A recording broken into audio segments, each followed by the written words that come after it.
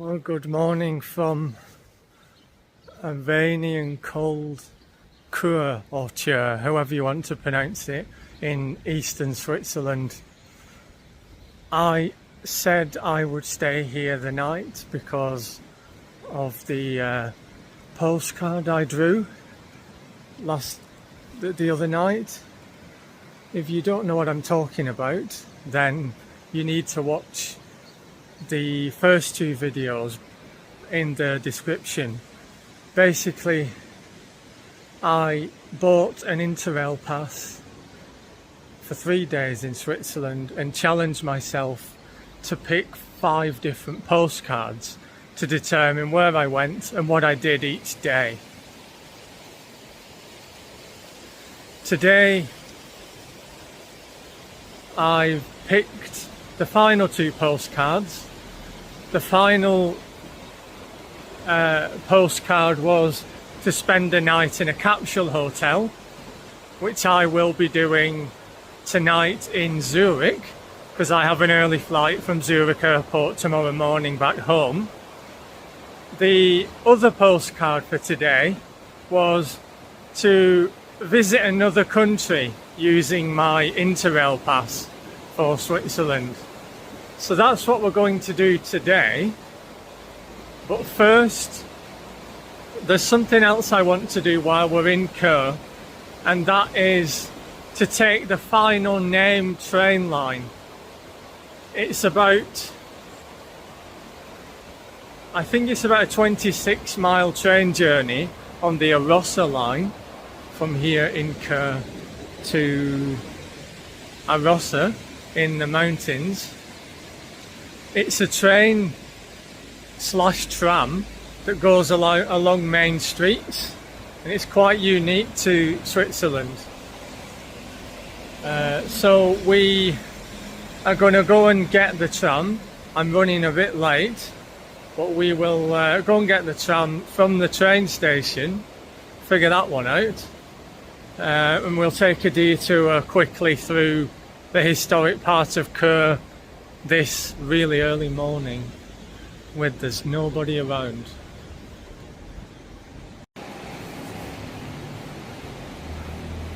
So you can see here the tram / train tracks here. This is where we will be passing through.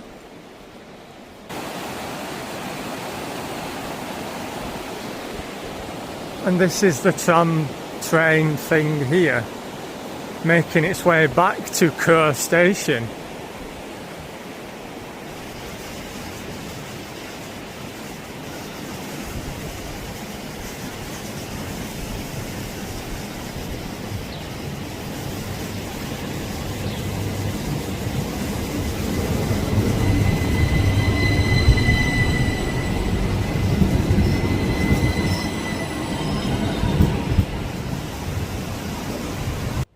It's actually quite busy, that train. It's like 7:30 in the morning. So I wasn't expecting it to be so busy. But I didn't appreciate last night just how picturesque this town actually is. Oh, the station behind me, the Altstadt, is one of the stops you can take that train from. But I'm going to make my way to the main station anyway, just to cut through the historic part of Kur.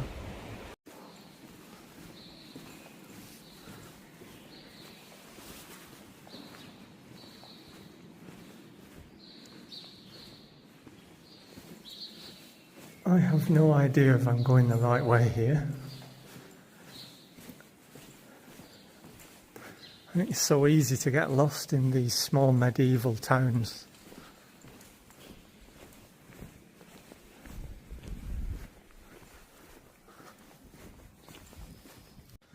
Die Stadtpolizei.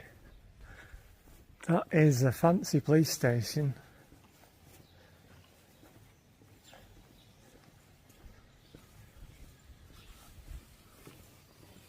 Right next to a skin piercing place.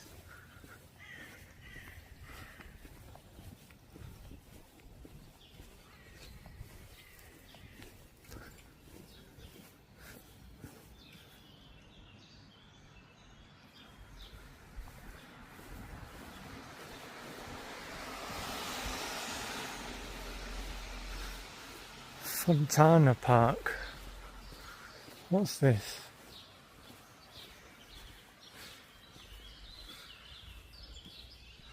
Benedict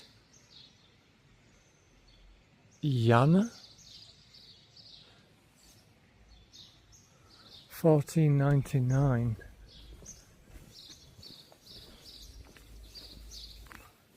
I have no idea if I'm going the right way here to the Bahnhof. Google Maps is not working because I haven't had a phone signal since I got here yesterday. And I don't recognise any of this place from when I walked from the train station yesterday either. I've got about 7 or 8 minutes to get to the train.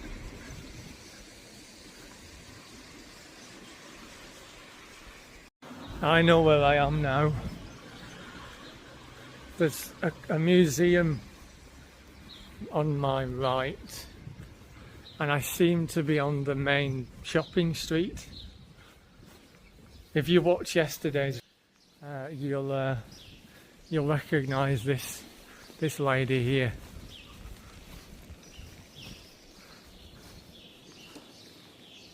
Who has a goblin head, a little man in her pocket. I have no idea what that is, but anyway, I have no time to talk to statues today. We need to go to the train station. So the train we are getting today, the Arosa Valley line, is included in the Swiss Interrail pass. I didn't draw a postcard for this in particular, but I wanted to do it anyway. It passes over probably one of the most famous train viaducts in Switzerland. If you Google scenic train journeys in Switzerland, this is what would come up. It's operated by the Ratische Bahn. And it should be really scenic. It's about an hour each way. We've got about half an hour stop just to have a quick wander round at the top. It's platform 2, 808 R16.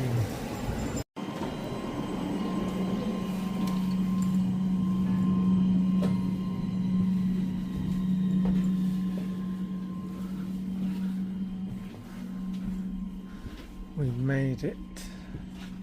As I said, about an hour on this train up to Arosa Valley. We've got about half an hour, then we're back again to get the train to Sargans and our next country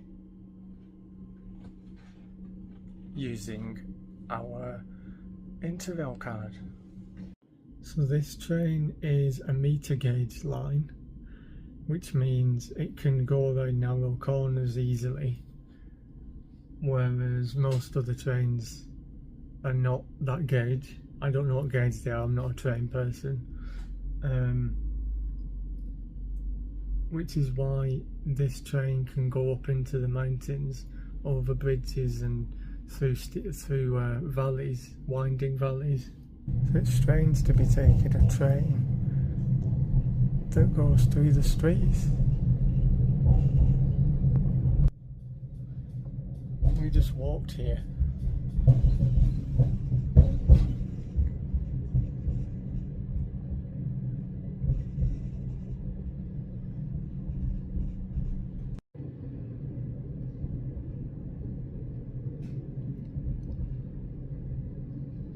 My hotel was down here, I think, somewhere.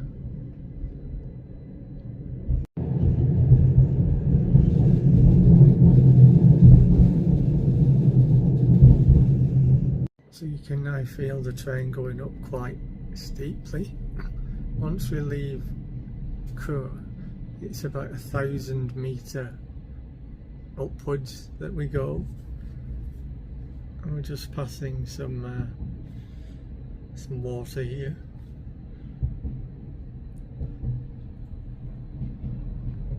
A couple of houses on the other side.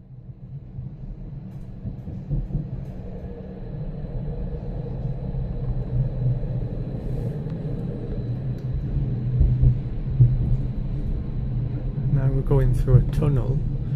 I assume we're going to wind around with.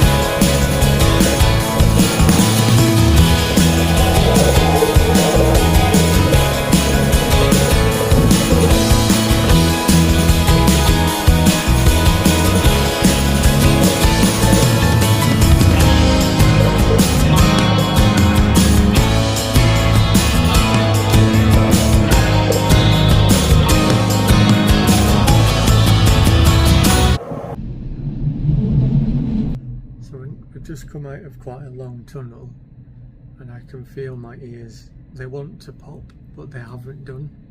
So we're definitely high. I mean, we're above the clouds here.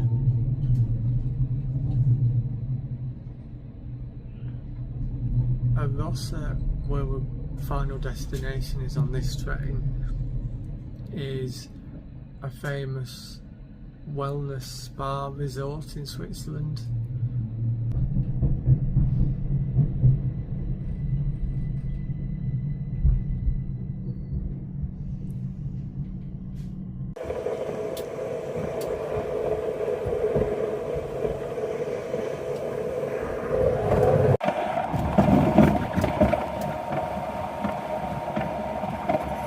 I think we're now coming up to the famous viaduct.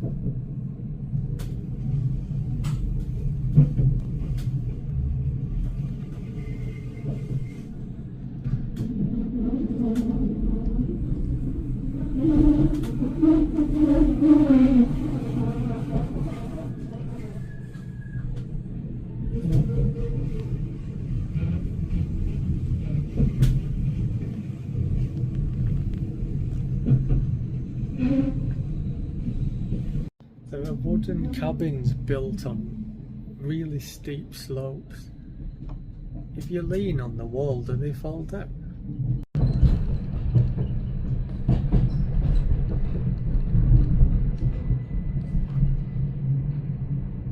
So we're just coming into Arosa now. Some snowy mountains behind, grassy fields, Switzerland. We've got about half an hour here if we want to just take this train back down, or we can stay an hour. It depends. I'll just have a wander around and see if there's anything worth doing. It is a Sunday morning, so I doubt anything up here in the mountains is actually going to be open. But we'll see. We'll see what it's like. Seems like I was the only person on that train. So when is the next one? 9:49. We've got some time just to have a quick wander around.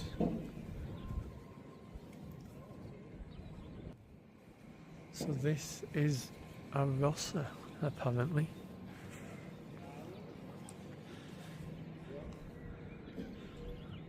It's quite cold up here.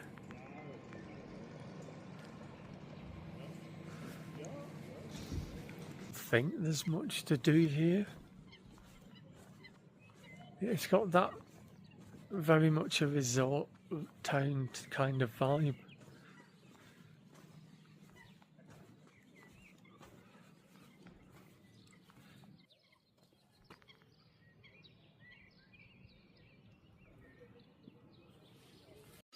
Oh my god, it's freezing.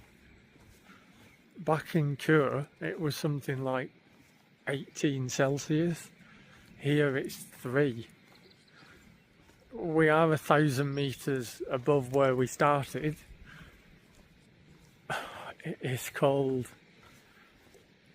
I came to Switzerland without any kind of jumper, or I've got a raincoat but it's really thin.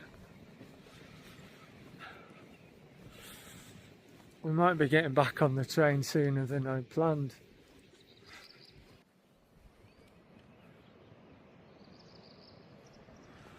I mean, it's a very picturesque place if you ignore the trucks and the diggers.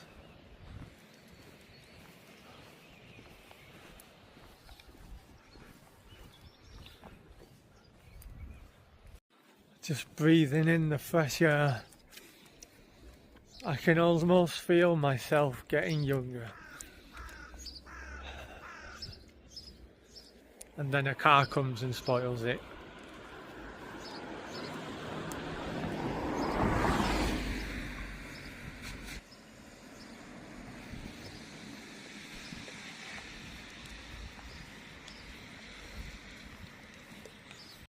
So I think there's a cable car from here that goes all the way up the mountain. There's a station called something Bahn Arosa Weisshorn. I don't think it's operating it. It's obviously not peak season here just yet. Loads of fish in this pond, lake. Pure clear glacial lake, I think. It's really clear. But there are loads of tiny fish.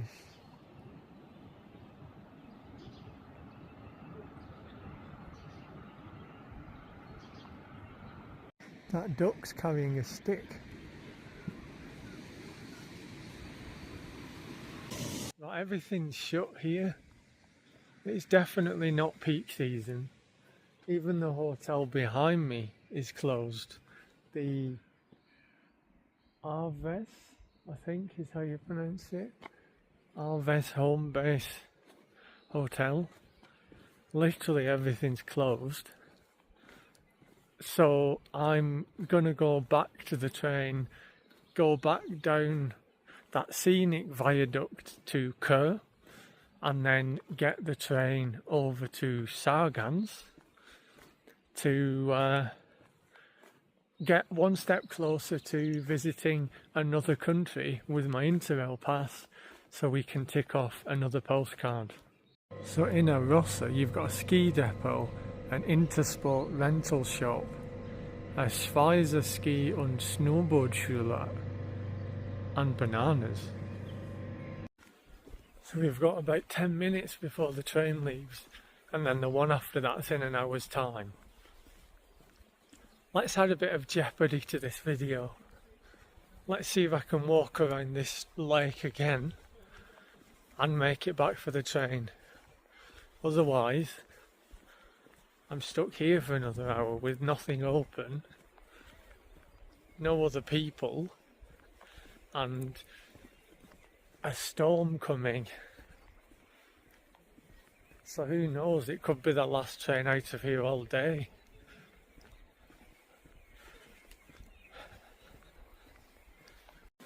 Just made it back in time.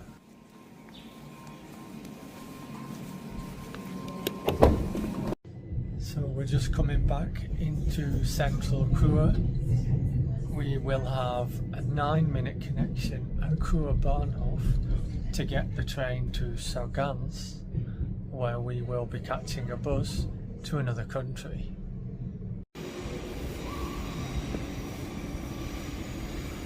So the train to Sargans should take about 20 minutes via Landquart, Mayenfeld and Bad Ragaz. And then we need to get something called a post bus to the next country. The actual bus isn't included in the Interrail pass. It costs an extra 9 Swiss francs return.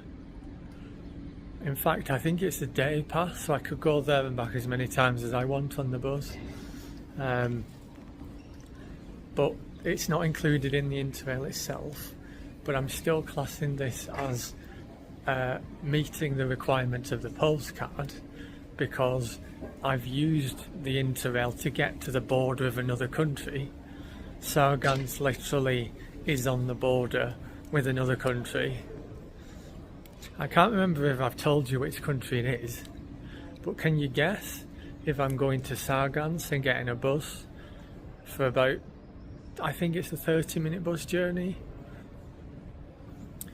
If you haven't guessed, you'll find out in a couple of seconds' time, I think.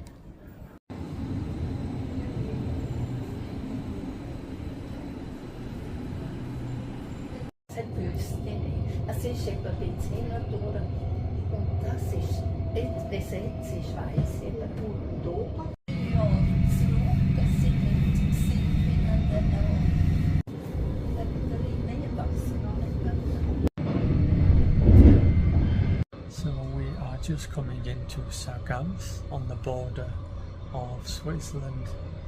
It seems to be quite an industrial area here, but even in the industrial parts of Switzerland you've still got the mountains and the low clouds and the mountain towns and quaint churches everywhere you go. So here at Sargans, so we're looking for the number 11 bus. I think it's green.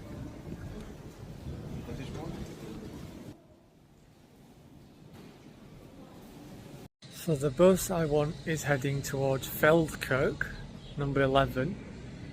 I think that's it in the distance. So if you haven't worked it out yet, we are going to Liechtenstein, the Principality of Liechtenstein, one of the smallest countries in the world, and I'll tell you more about it when we get there.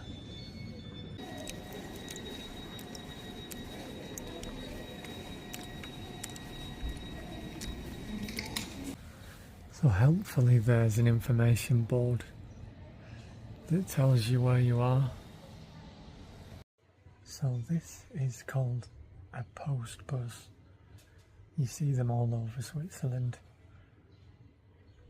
They were originally run by postal companies, so they deliver mail as well as people for less well-served or less populated villages.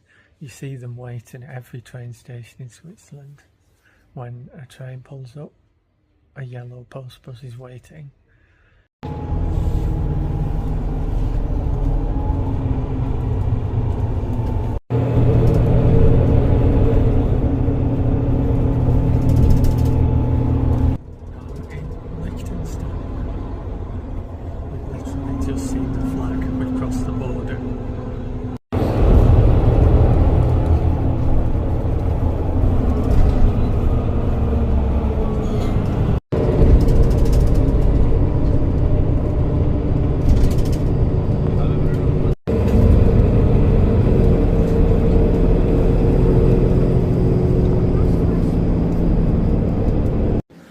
So welcome to Vaduz, the official capital of Liechtenstein.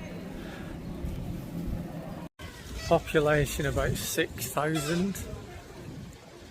In 1719, the Liechtensteiner family decided to buy some land, which is now Liechtenstein, called it after themselves, so that they could have a seat at the table of the Holy Roman Empire.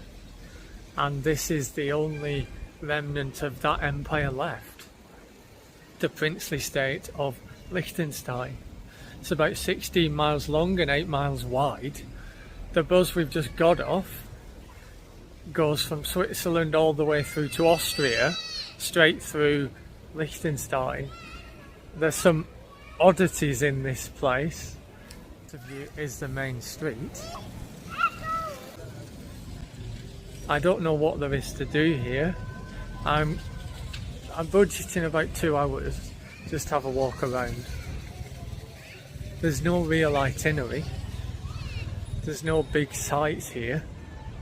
There's a bike race on today. Most of Vaduz seems to have been closed off for lots of people in lycra and bikes. But let's have a walk down the main street and see what Vaduz is like, and then maybe walk up to the castle that you can just see on the top of the hill.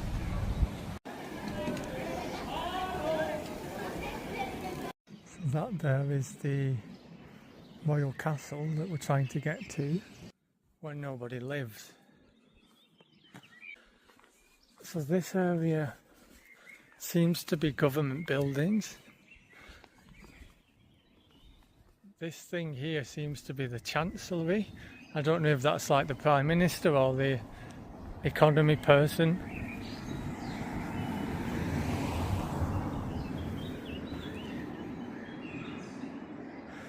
But there are nice views wherever you go here. So I didn't manage to get it on camera, but a German government car has just gone past with German flags flying. It's either a German government official or the ambassador or somebody. But now where I'm walking, there's no pavements. Is this what they meant when they said there's no entry? Am I not supposed to be walking up here?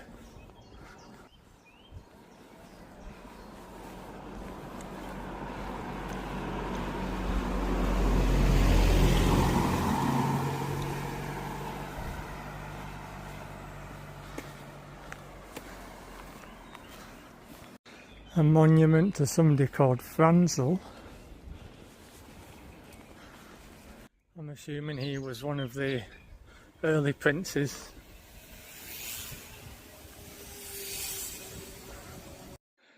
Are we there yet? I hear you shouting at the screen.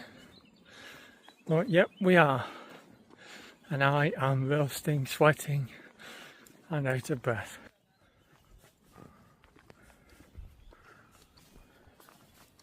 To Liechtenstein with my Interrail pass almost. I got to the border anyway. So again, challenge completed.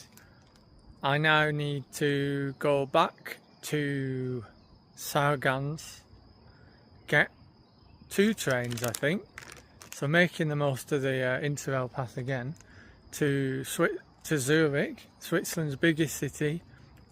And then I found a capsule hotel literally right at Zurich airport, so I've got an early flight tomorrow. I'll show you around the capsule if I can, and then we can try and tick that one off too. And then all 5 challenges on this 3-day epic train journey across Switzerland completed. So stay tuned and see what that's like.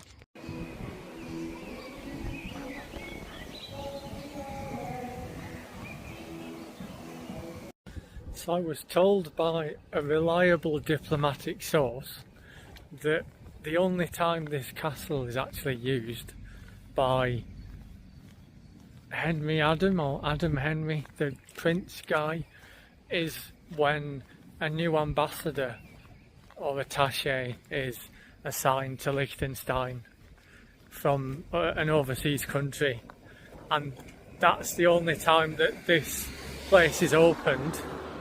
And only select diplomats are allowed to ever go in there. None of the public can ever go in.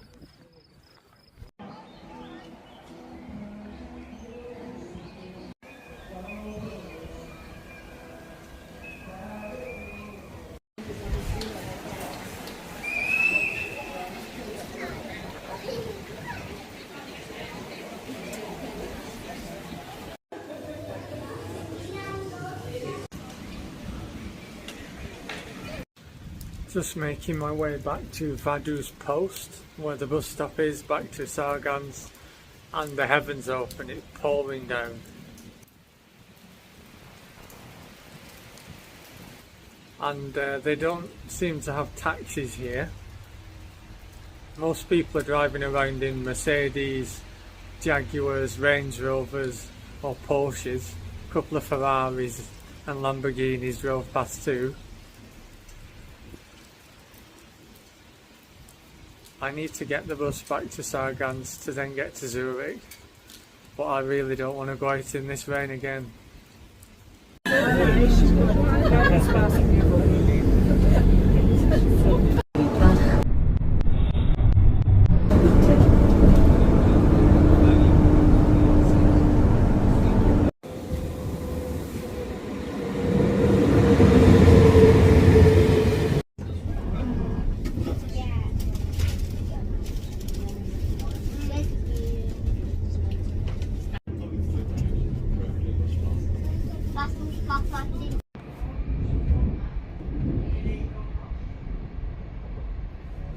So I'm on my way to the Alpine Garden capsule hotel here inside Zurich Airport. I've been told it's near check-in zone 1, which is the Swiss check-in area.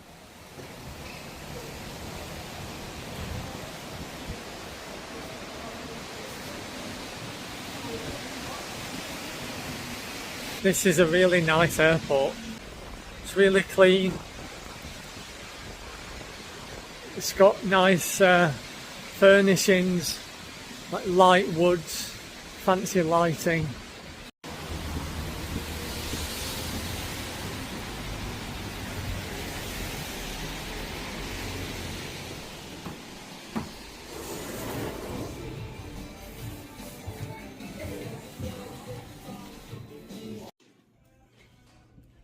So I'm in the capsule hotel. Looking for rooms 500.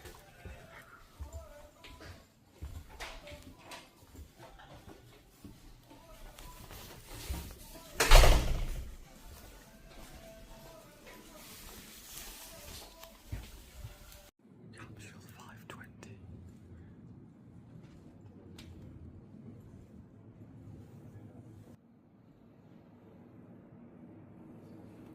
Where do I get up here?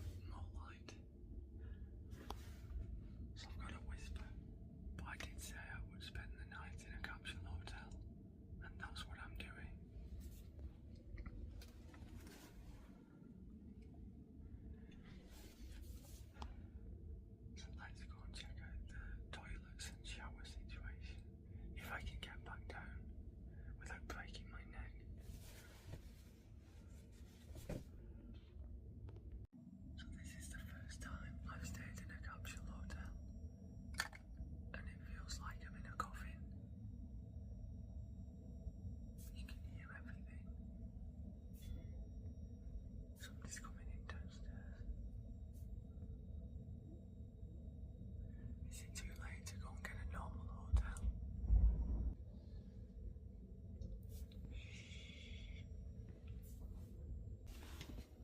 I've just found some earplugs.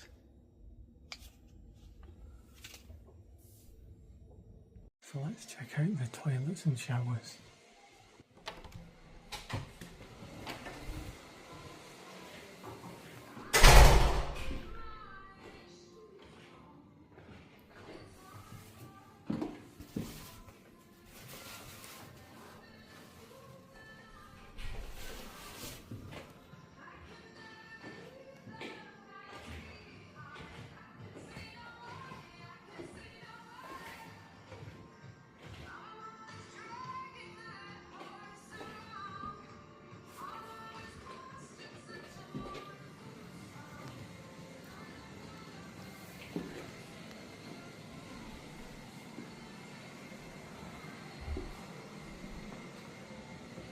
There's even a gym.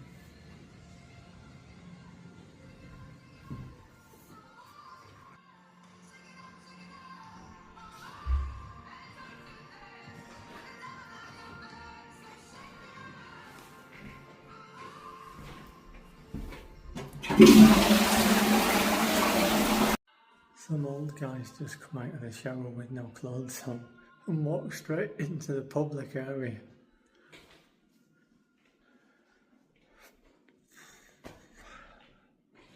So I think I might have broken 2 of my toes. I was coming out of the capsule and I missed 4 steps and landed funny, and now my feet are in agony.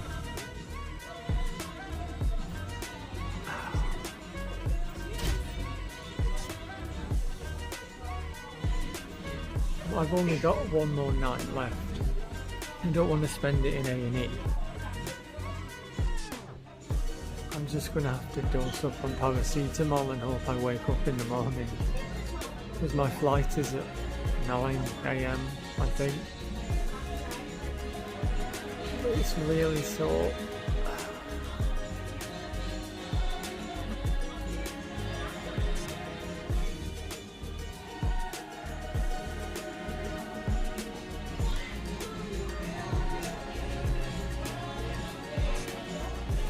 This is what the lounge area, bar area looks like. There's also a luggage storage, but you've got to ask at the reception to let you access it. So it wouldn't be useful for storing things that you need access to. I think it's mainly for big suitcases. There's also signs everywhere asking for people to invest 3,500 Swiss francs in the capsule hotel brand. I don't think this is the type of hotel where people who've got that much spare can invest. They'll stay in the Radisson round the corner. So I think I'll just have a couple of snacks. I bought a pack of nuts and some corn rice cake things. And then see if I can get to sleep tonight. I'm not confident, but we'll see. And then I'll let you know what it was like tomorrow morning. And I'll be trying the shower as well later. Right, so this is the situation. There's somebody at that side of me, there's somebody at this side, and somebody down below. So I have to be quiet. I've kind of made up my bed. I've got stuff on the side. And I've kept my bag in the corner. The only thing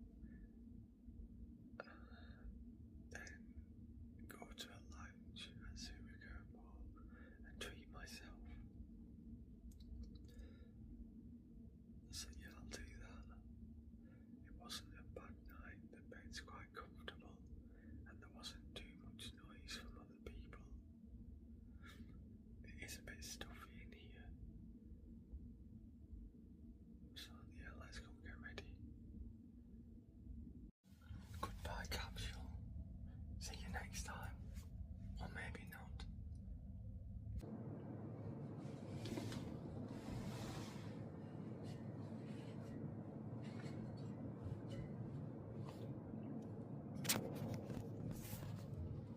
Capsule hotel completed. So the capsule hotel challenge completed, and with that comes the end of my time in Switzerland, unfortunately. It wasn't too bad a night. A couple of people coming in and out, as you'd expect at an airport hotel in the middle of the night, but it was fine.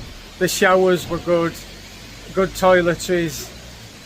There was always a free shower or toilet when you needed it, and it wasn't too busy. But yeah, I hope you've enjoyed the past 3 days in Switzerland. It's been amazing doing it. We have used regional trains using an Interrail pass to visit Zermatt, the most expensive resort in Switzerland. We have circumnavigated Lake Zurich.